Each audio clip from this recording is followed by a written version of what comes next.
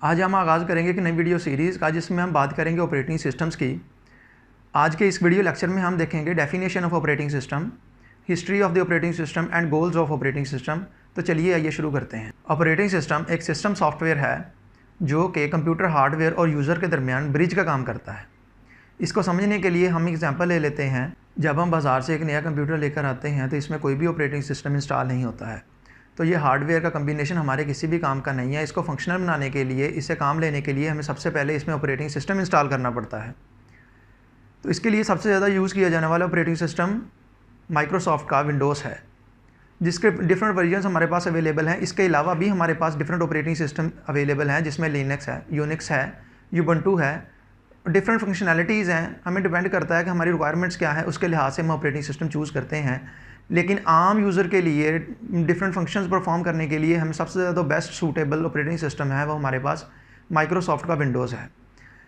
जब हम बात करते हैं कंप्यूटर में ऑपरेटिंग सिस्टम इंस्टॉल करने की, तो इसके लिए हमें सीडी चाहिए होती है या फिर हमें यूएसबी में ऑपरेटिंग सिस्टम चाहिए होता है। जब हम इसके साथ सीडी या यूएसबी अटैच कर देते हैं तो हमारा जो हार्डवेयर सेट है, जो हमारा हार्डवेयर का कम्बिनेशन है, जो हम कंप्यूटर ख़रीद के लाए हैं, उसको तो कोई भी ऑपरेटिंग सिस्टम इसमें ऑलरेडी इंस्टॉल ही नहीं है। उसको कैसे पता चलता है कि इसमें विंडोज़ की सीडी डाली गई है या कुछ यूएसबी अटैच की गई है?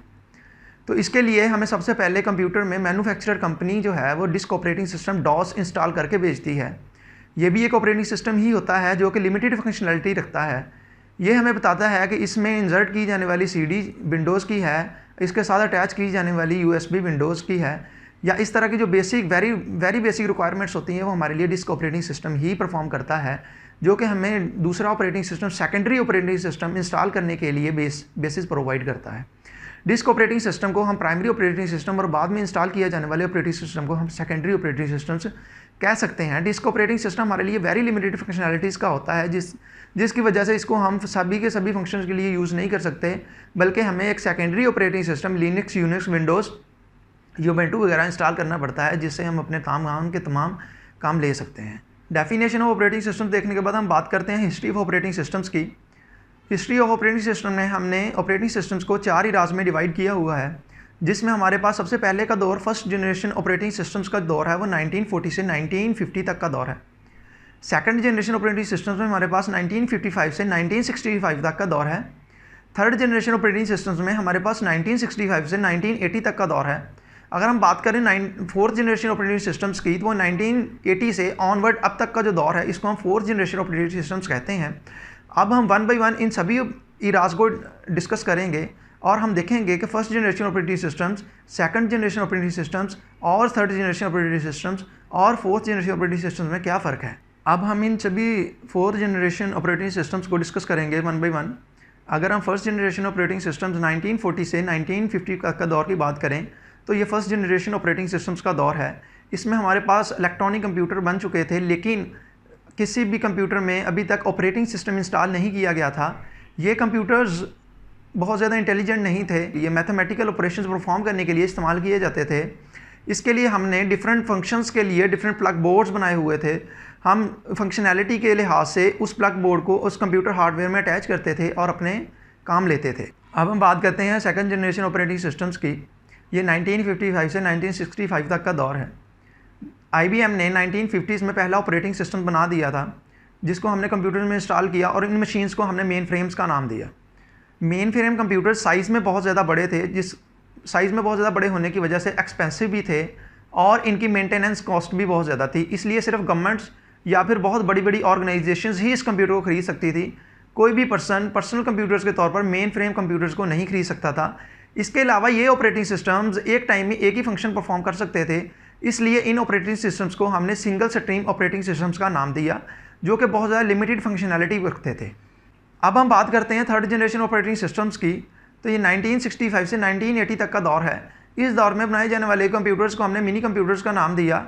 ये कंप्यूटर्स एक टाइम में एक से ज़्यादा टास्क परफॉर्म कर सकते थे, इसलिए हमने इनको कंप्यूटर्स को मल्टी प्रोग्रामिंग या मल्टीटास्किंग कंप्यूटर्स का नाम दिया। ये कंप्यूटर्स कंपैरेटिवली बहुत ज़्यादा इंटेलिजेंट थे और काफ़ी ज़्यादा सस्ते होने की वजह से छोटी ऑर्गेनाइजेशंस या कुछ लोग भी इन कंप्यूटर्स को अपनी ज़रूरियात के मुताबिक खरीद सकते थे। अब हम बात करते हैं और फोर्थ जनरेशन ऑपरेटिंग सिस्टम्स की। तो ये 1980 से ऑनवर्ड अब तक का दौर है। इस दौर में सबसे ज़्यादा किया जाने वाला काम पॉल एलन और उसके साथी बिल गेट्स का है, जिन्होंने पर्सनल कंप्यूटर का आइडिया दिया और इस पर्सनल कंप्यूटर का आइडिया देने के साथ साथ उन्होंने कंप्यूटर के लिए पर्सनल ऑपरेटिंग सिस्टम भी डिज़ाइन किया। ये ऑपरेटिंग सिस्टम आज मार्केट में सबसे ज़्यादा यूज़ किया जाने वाला है, जिसका नाम विंडोज़ है, जो कि बिल गेट्स की फर्म माइक्रोसॉफ्ट बनाती है। ये कंप्यूटर्स बहुत ज़्यादा इंटेलिजेंट होने के साथ साथ हाई स्पीड भी हैं और इसके अलावा ये मल्टीटास्किंग या मल्टी प्रोग्रामिंग को भी सपोर्ट करते हैं और साइज़ में बहुत ज़्यादा छोटे होने की वजह से हर कोई इन कंप्यूटर को ईजीली परचेज भी कर सकता है। ये कंप्यूटर्स, ये ऑपरेटिंग सिस्टम्स ना सिर्फ उन कंप्यूटर्स में यूज़ होते हैं, बल्कि अगर हम आज कोई भी इलेक्ट्रॉनिक मशीन्स देखें, फॉर एग्जांपल ATM मशीन्स हैं, कैलकुलेटर्स हैं और या हमारे स्मार्टफोन्स हैं, तो उन्हीं में भी इस्तेमाल किया जाने वाला ऑपरेटिंग सिस्टम भी 4th जनरेशन ऑपरेटिंग सिस्टम से ही बिलोंग करता है। माइक्रोसॉफ्ट के विंडोज़ ऑपरेटिंग सिस्टम के साथ साथ एप्पल का मैकिन्टॉश, यूनिक्स और लिनक्स भी 4th जनरेशन ऑपरेटिंग सिस्टम्स की ही एग्जांपल्स हैं। अब हम बात करते हैं गोल्स ऑफ ऑपरेटिंग सिस्टम्स की। तो हमारे लिए बेसिकली ऑपरेटिंग सिस्टम्स के 2 गोल्स हैं, जिसमें से हमारे लिए प्राइमरी गोल कन्वीनियंस है और सेकेंडरी गोल हमारे पास एफिशिएंसी है। ऑपरेटिंग सिस्टम्स हमारे लिए कंप्यूटर यूजेज को कन्वीनियंट बना देते हैं।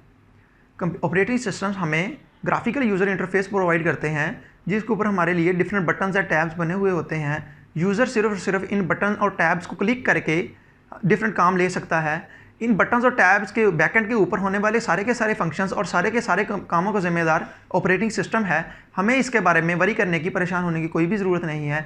ये सारे के सारे काम बैकएंड के ऊपर हमारे लिए ऑपरेटिंग सिस्टम करेगा और ग्राफिकल यूज़र इंटरफेस को इस्तेमाल करते हुए हम ईजीली कंप्यूटर से कोई भी काम करवा सकते हैं। अब हम बात करते हैं एफिशिएंसी की। तो कंप्यूटर ऑपरेटिंग सिस्टम्स हमारे लिए कंप्यूटर को एफिशिएंट बना देते हैं। हमारे लिए कंप्यूटर हार्डवेयर रिसोर्सेज को मैनेज करना बहुत ही ज़्यादा मुश्किल काम है। तो एक इंसान जो है वो कंप्यूटर हार्डवेयर रिसोर्सेज को हर टाइम कैलकुलेशंस करके मैनेज नहीं कर सकता है, बल्कि ये काम हमारे लिए ऑपरेटिंग सिस्टम्स कर देते हैं, जिसकी वजह से किसी भी टाइम में कंप्यूटर हार्डवेयर आइडल नहीं रहते, फारिग नहीं रहते और जब कभी भी किसी रिक्वेस्ट को ज़रूरत होती है, ऑपरेटिंग सिस्टम हमारे लिए मेक श्योर करते हैं कि हार्डवेयर प्रोवाइड किए जा सकें, ताकि यूज़र अपने डिफरेंट फंक्शंस, अपने डिफरेंट कामों के लिए कंप्यूटर हार्डवेयर्स को एफिशिएंटली कम टाइम में हाई स्पीड के साथ यूज़ कर सके और अपने काम परफॉर्म कर सके। आज के इस वीडियो लेक्चर के लिए इतना ही। अपने आने वाले नए ऑपरेटिंग सिस्टम के लेक्चर्स में हम ऑपरेटिंग सिस्टम्स को डिटेल के साथ डिस्कस करेंगे। तो अगर आपका कोई क्वेश्चन है तो आप कमेंट्स में पूछ सकते हैं।